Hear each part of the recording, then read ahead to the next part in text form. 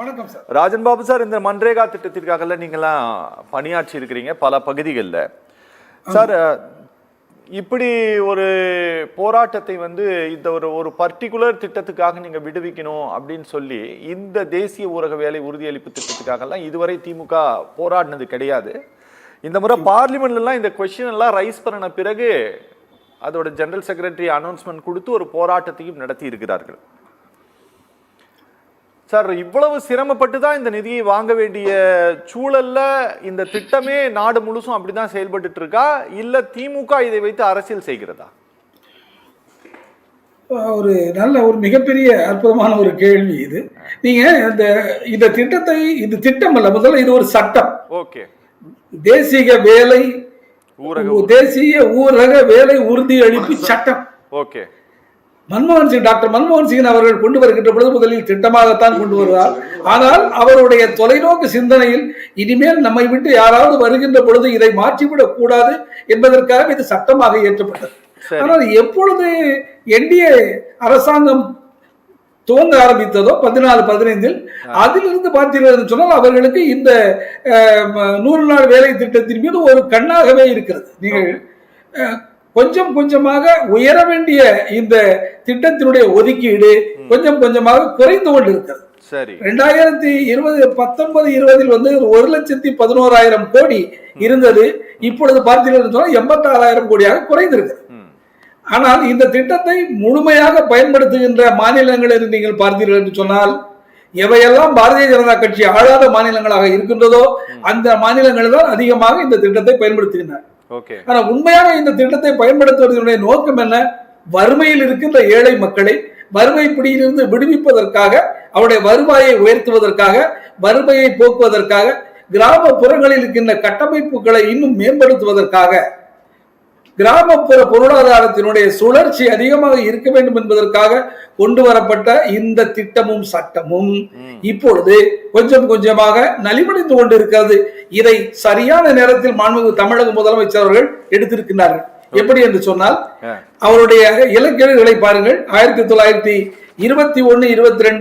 1321 கோடி, 22-23 வெறும் 971 கோடி, 23-24 அது எவ்வளவு தூரம் வந்தது என்று இன்னும் தெரியவில்லை.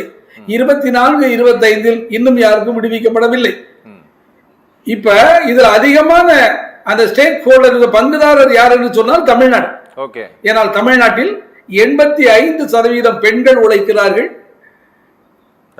50 விழுக்காடுகளுக்கு மேல் அதில் நலிவுற்ற பிரிவினர், அதாவது ஒடுக்கப்பட்ட தலித் மக்கள் இந்த வேலை உறுதி அளிப்பு திட்டத்தின் மூலம் பயனடைந்து கொண்டிருக்கிறார்கள். இணையதளத்துக்குள்ளேயே நம்ம போனோம்னாவே நம்ம எஸ்சி மக்கள் எவ்வளவு பேர் வேலை செய்யறாங்க, எஸ்டி மக்கள் எவ்வளவு, அதுல மைனாரிட்டி எவ்வளவுன்னு அதனுடைய முழு புள்ளி விவரங்களும் அதிலே இருக்கு. தமிழ்நாட்டில் ஆமா ஆக்டிவா வேலை செய்யறவங்களே ஒரு 86 லட்சம் பேருக்கு மேல இருக்கிறாங்க மன்ரேகால.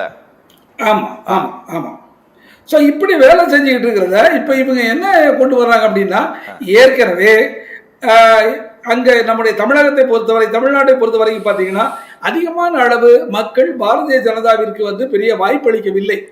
அதற்கு காரணம், யாரோ எந்த தமிழ்நாடு அரசு வருகிறது, அது திராவிட முன்னேற்ற கழகமாக இருக்கட்டும், அது அண்ணா திராவிட முன்னேற்ற கழகமாக இருக்கட்டும், அது மத்திய அரசில் இருந்து அல்லது ஒன்றிய அரசு நிதியில் இருந்து வருகின்ற பொழுதெல்லாம் கொஞ்சம் வருகிறது, அவ்வளவுதான். இவர்கள் ஒன்றும் முழுமையாக கொடுத்து விடவில்லை. 60% இவர்கள் கொடுக்கிறார்கள், 40% நாம் கொடுக்க வேண்டும். 1371 கோடியில் 461 கோடி நம்முடைய பங்கும் இருக்கிறது. ஆனால் மக்கள் மத்தியில் இந்த அரசு மிக திறமையாக செயல்பட்டு நம்ம ஏழை எளிய மக்களுக்கு கொடுக்கிறது என்கின்ற நம்பிக்கை வளர்ந்து கொண்டிருக்கிறது. இந்த நம்பிக்கையை கொஞ்சம் தகர்க்க வேண்டும் என்று சொன்னால், அல்லது தடுத்து நிறுத்த வேண்டும் என்று சொன்னால், அதற்கு இந்த திட்டத்தை எப்படி கொஞ்சம் கொஞ்சமாக இதை நலிவடைய செய்வது என்று ஒருவேளை அவர்கள் நினைத்திருக்கலாம். சரி, அதை மிக சரியாக புரிந்து கொண்ட நம்முடைய மாண்புமிகு தமிழக முதலமைச்சர் அவர்கள் உடனடியாக இதற்கு எதிர்ப்பு குரல் கொடுக்க வேண்டும் என்று பாராளுமன்றத்தில் மட்டுமல்ல, இன்று தமிழ்நாட்டினுடைய கிராமப்புறங்களில் ஒவ்வொரு தெருக்களிலும் இந்த குரல் ஒலிக்க ஆரம்பித்திருக்கிறது. ஏனென்றால் நம்முடைய மாண்புமிகு தமிழக முதல்வர் அவர்கள் முன்னாள் துணை முதலமைச்சராக இருக்கின்ற பொழுதுதான் இந்த திட்டத்தை தீவிரமாக செயல்படுத்துவதற்கான பல நாங்கள் விதிமுறைகளை வகுத்து கொடுத்த அந்த ஊரக வளர்ச்சி துறையின் மூலம் நேர்மையாக அவர்களுக்கு பணம் சென்று சேர வேண்டும், அவர்களுடைய உழைப்பும் நேர்மையாக இருக்க வேண்டும், அதன் மூலம் கிராமப்புற பொருளாதாரம் வளர வேண்டும், கிராமப்புறத்தில் இருக்கின்ற பொது சொத்துக்கள் கட்டமைப்புகள் உயர்த்தப்பட வேண்டும், பாதுகாக்கப்பட வேண்டும் என்பதை அவர் மிக உறுதியாக இருந்தார். இது அவருடைய இதயத்திற்கு மிகவும் நெருக்கமான திட்டம். அதனால் தான் அவர் இன்று உடனடியாக இது குறித்து கொதித்தெழுந்து பேச ஆரம்பித்திருக்கிறார் என்று நான் நினைக்கிறேன். Okay sir, okay okay sir. Sir வணக்கம். ராஜன் பாபு சார். ராஜன் பாபு சார், இந்த திட்டத்துல வந்து இது வந்து முறையாக வேலை செய்யல, இது வந்து கொள்ளையடிக்க பயன்படுகிறது, இப்படியெல்லாம் இவர் சொன்னதுனால நான் வந்து சில விஷயத்தை இன்னொன்னையும் நான் வந்து அப்படியே கம்பைன் பண்ணி சொல்லலான்ட்டு இருக்கிறேன். இது விவசாயம் சார்ந்து இந்த தொழில் இருக்குது அப்படிங்கிறதுனால நீங்க இதே பிஎம் கிசான் திட்டம்னு ஒரு திட்டத்தையும் இந்த அரசாங்கம் இம்ப்ளிமெண்ட் பண்றாங்க. அதுல கிட்டத்தட்ட ஒரு 9 கோடி பேருக்கு மேல 9.5 கோடி பேருக்கு மேல அதுல இருக்கிறாங்க இன்னைக்கு இருக்கக்கூடிய பயனாளிகளுடைய பட்டியல். அதுல கிட்டத்தட்ட வெறும் 5 ஸ்டேட் மட்டுங்க. குஜராத், உத்தரப்பிரதேசம், ராஜஸ்தான், மத்திய பிரதேசம், மகாராஷ்டிரா. இந்த 5 ஸ்டேட்டை மட்டுமே எடுத்துக்கிட்டோம்னா கிட்டத்தட்ட 5.5 கோடி பயனாளிகள் வராங்க. பிஎம் கிசான் திட்டத்துல இந்த விவசாயிகளுக்கு மாசம் ஆண்டுக்கு 6,000 ரூபாய் கொடுக்குறாங்க. ஆமா சார், கிட்டத்தட்ட 60% பயனாளிகள் வெறும் பிஜேபி ஆளக்கூடிய இந்த 5 மாநிலங்கள்ல மட்டும் வராங்க. ஆனா இவங்க இங்க என்ன சொல்றாங்க, இங்க தமிழ்நாடு அரசாங்கம் வந்து கேக்குது 4034 கோடி எங்களுக்கு நீங்க கொடுக்கணும் அப்படின்னு சொல்லி கேட்டா இந்த திட்டம் கொள்ளையடிக்க மட்டுமே இங்க பயன்படுத்தப்படுகிறதுன்னு சொல்றாங்களே, இது ஏதாவது ஏற்றுக்கொள்ளக்கூடிய குற்றச்சாட்டாக இது சொல்லுங்க. ஹலோ சார் கேக்குது சார். அதாவது முதல்ல தூத்துக்குடி செல்வம் அவர்களுக்கு ஒரு 2-3 பதில சொல்லிட்டு அதுக்கு அடுத்து உங்களுடைய இதுக்கு வரேன். சகோதரர் தூத்துக்குடி செல்வம் வந்து ரொம்ப நல்லா பேசக்கூடியவர். ஆனா எதுக்கு இவ்வளவு தூரம் தெரிஞ்சு வச்சுக்கிட்டே ஒரு தவறான தகவல்களை சொல்லிட்டு இருக்காரு. இந்த ஒரு வாரத்துக்கு முன்னாடி ராஜா பேசுறாரு பாருங்க. ஒருத்தருடைய பேர் முஸ்லீம் பேரா இருக்குது, உடனே முஸ்லீமை தூக்கி இந்த கோயிலோட அரங்காவலரா போட்டுட்டாங்கன்னு சொல்லி ஒரு பெரிய புரளி கிளப்புறாரு இல்லையா? அந்த மாதிரியான செய்திகளை இப்ப சொல்லிட்டு இருக்காருன்னு நினைக்கிறேன். இங்க நீங்க இந்த ஏழை மக்களுக்கு பேச அனுமதிங்க, தயவு செஞ்சு சொல்றேன். கொஞ்சம் தயவு செய்து இன்னைக்கு ராமநாதபுரத்துல முஸ்லிம்கள் வந்து இந்துக்கள் கோவிலுக்கு தட்டுல பூவை ஏந்தி கொண்டு போய் இந்து கோவில்ல அர்ச்சனை பண்ணிருக்காங்க. நீங்க பிரிவினை சார், தமிழ்நாட்டை பொறுத்தவரை எந்த மத பாகுபாடும் இல்லாமல் அவர்கள் இந்துக்களாக இருக்கட்டும், இஸ்லாமியர்களாக இருக்கட்டும், கிறிஸ்தவர்களாக இருக்கட்டும், ஒருவருக்கு ஒருவர் அண்ணன் தான். உங்களுக்கே தெரியும் தூத்துக்குடியில நம்ம எப்படி இருக்கிறோம் அப்படின்ட்டு. இது எதுக்கு நம்ம மற்ற ஊருக்கு போவாரு. சரி, நான் நம்முடைய விஷயத்துக்கு வரேன். நீங்க சொல்றீங்களா முறைகேடுகள் நடந்திருக்குன்ட்டு. சமூக தணிக்கை குழு அப்படின்னு ஒண்ணு இருக்குது தெரியுங்களா? ஒவ்வொரு கிராமத்திலையும். ஏன்னா அந்த சமூக தணிக்கை குழுங்கிறதுக்கு அந்த புத்தகம் எழுதினவங்கள ஒன்றாவது ஆள் நான். இந்த சமூக தணிக்கை குழு ஒவ்வொரு கிராம ஊராட்சிகளிலும் இருக்குது. இந்த சமூக தணிக்கை அவருக்கு தெரியும். சோசியல் ஆடிட் வந்து இந்த மன்ரேகா திட்டத்திற்காக இருக்கிறது அப்படிங்கறது அவருக்கு நல்லாவே தெரியும். அப்ப தெரிஞ்சுக்கிட்டே அப்படி பேசுறாரு. என்ன பண்றீங்க? இல்ல ஒவ்வொரு போராட்டத்துக்கும் கம்யூனிஸ்ட் கட்சிகள் போராட்டம், திமுக போராட்டம், அவங்களுக்கு எல்லாம் 100 நாள் வேலைக்கு போற ஆட்களை கூட 200 ரூபாய் கொடுத்து கூட்டு போயிட வேண்டியது.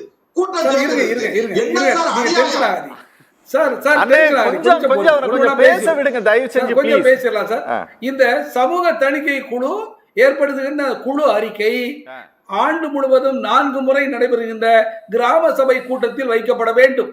அந்த கிராம சபை கூட்டத்தில் அதில் விவாதிக்கப்பட வேண்டும். அதில் இருக்கின்ற பிரச்சனைகள் அது கண்டு அந்த கிராம சபை அதை களைய வேண்டும். இது ஒன்று. ஃபர்ஸ்ட், இது முதல்ல அங்க இருக்கக்கூடிய பிரச்சனை. 2, நீங்க என்ன சொல்றீங்க, எல்லாருமே இந்த ஆலமரத்தடியில படுத்து தூங்குறாங்க. ஆலமரத்தடியில படுத்து ஏன் சார்? ஒரு கிட்டத்தட்ட ஒரு 15 கார்பரேட் நிறுவனங்களுக்கு பல லட்சம் கோடி வேவா பண்ணீங்களா? அவங்க எல்லாம் ஏசி ரூம்ல தூங்குலீங்களா? பல லட்சம் கோடி வேவா பண்ணிருக்கிறீங்க. 1-2 இல்ல, 15 கார்பரேட் கம்பெனிகளுக்கு. அவங்க எல்லாம் எங்க சார் வேலை செஞ்சாங்க? அவங்க எங்க வேலை செஞ்சாங்க? இந்த மக்களுக்கு ஒரு ஆளுக்கு வந்து இப்பதான், அதுவும் வந்து அவர் ரவீந்திரன் சில செய்திகளை ரொம்ப நல்லாவே சொன்னார். நான் அதை மறுக்கவே இல்லை. இதுல உண்மையிலே விவசாயிகளுக்கு வந்து பிரச்சனை இருக்கு. அதுக்கும் நாங்க ஒரு சில தீர்வுகளை கொடுத்தோம். அதாவது எப்பமெல்லாம் விவசாய பணிகள் நடக்கிறதோ அந்த நேரத்தில் எந்த விவசாயிக்கு எந்த விவசாய பணி இருக்கிறதோ அந்த ஊராட்சி மன்றத்தில் வந்து பதிய சொல்லுங்க, இந்த மக்களை அந்த வேலைக்கு அனுப்புங்க, அவரும் சம்பளம் கொடுக்கட்டும், நரேகால இருந்தும் சம்பளம் கொடுக்கலாம், அவர்களுக்கு கூடுதலாக பணம் கிடைக்கும்னு ஒரு தளத்தையும் நாங்கள் கொண்டு வந்து வச்சிருக்கிறோம். இப்படி நடைமுறை சிக்கல்களை மாற்ற வேண்டுமே தவிர அங்க இருக்க ஒரு டிப்டி பிடிஓ காசு வாங்கிட்டாரு, ஒரு பிடிஓ காசு வாங்கிட்டாரு, பணித்தள பொறுப்பாளர் காசு வாங்கிட்டு, இது என்ன மாதிரியான ஒரு விவாதம் நம்ம நடத்துறோம்? ஒரு திட்டம், ஒரு சட்டம், அது இந்த திட்டத்தில் நீங்கள் வந்து இணைய வேண்டும் என்று சொன்னால் தூத்துக்குடி செல்வமும் இணையலாம், நானும் இணையலாம், நான் போய் வேலை கிடக்கலாம். நான் வேலை கேட்டு எனக்கு கொடுக்கவில்லை என்று சொன்னால் 15 நாட்கள் வரை பொறுத்திருந்து பார்த்து அந்த 15 நாட்கள் கூலியை எனக்கு இருக்கீங்க. புரிஞ்சுதுங்களா? ஆகணும். எது தவறு சொல்லுங்க, தவறா இருந்தா சொல்லுங்க, எனக்கு ஒண்ணு பிரச்சனை இல்ல. நான் சொல்லி நான் பேசி முடிச்சா நீங்க தாராளமா சொல்லுங்க. நீங்க பேசி முடிஞ்ச பிறகு கொஞ்சம் பேசுங்க சார். சரி சார், இணைப்புல இருங்க சார், இணைப்புல இருங்க. ரவீந்திரன் வந்து இவங்க வந்து இதனுடைய ஊதியத்தை உயர்த்த போகிறோம் அப்படிங்கிற அனௌன்ஸ்மெண்ட் ஹானரபிள் ஃபினான்ஸ் மினிஸ்டரால தரப்படவில்லை. ஆனா இந்த ஏப்ரல்ல இருந்து நாங்க வந்து இதோட ஊதியத்தை நாங்க அதிகப்படுத்தணும்னு அனௌன்ஸ்மெண்ட் வந்து கவர்மெண்ட் ஆஃப் இந்தியா கொடுத்துருச்சு. பட்ஜெட்ல அவங்க கடந்த 3 நிதி ஆண்டுகளாக எவ்வளவு நிதி ஒதுக்குனாங்களோ அவ்வளவு நிதி மட்டும்தான் ஒதுக்கப்பட்டிருக்கு, கூடுதல் நிதி ஒதுக்கப்படலை. ரிவைஸ்டு எஸ்டிமேட்டும் இவங்க இதுக்கு மேல போடுவாங்களான்னு தெரியல, கடந்த காலங்களிலும் போடப்படலை. அதனால இது தமிழ்நாடு மாதிரி இதை ரொம்ப தீவிரமாக நடைமுறைப்படுத்தக்கூடிய இந்த திட்டத்தை நடைமுறைப்படுத்துற ஸ்டேட்ல இருந்து எங்களுக்கு பணம் கொடுக்கலங்கிறாங்க.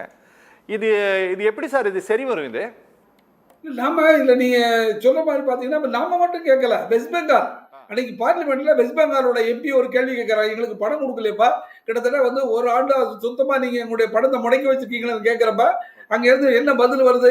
மத்திய அரசாங்கத்திலிருந்து பாத்தீங்கன்னா அந்த அமைச்சர் சொல்றாரு, உங்கள வந்து நிறைய ஊழல் நிறைஞ்சு போச்சு, அதனால நாங்க நிறுத்தி வச்சிருக்கோம். ஊழல் நிறைஞ்சு போச்சுன்னா சிபிஐ அனுப்புங்க, இடி அனுப்புங்க, எந்த அதிகாரி தவறு பண்ணாலும் அவர் மேல் நடவடிக்கை எடுங்க. அது எடுக்கிறதுக்கும் அது கொடுக்க வேண்டிய பணத்தை நிறுத்தி வைப்பதற்கும் இது எந்த வகையில சாத்தியம்?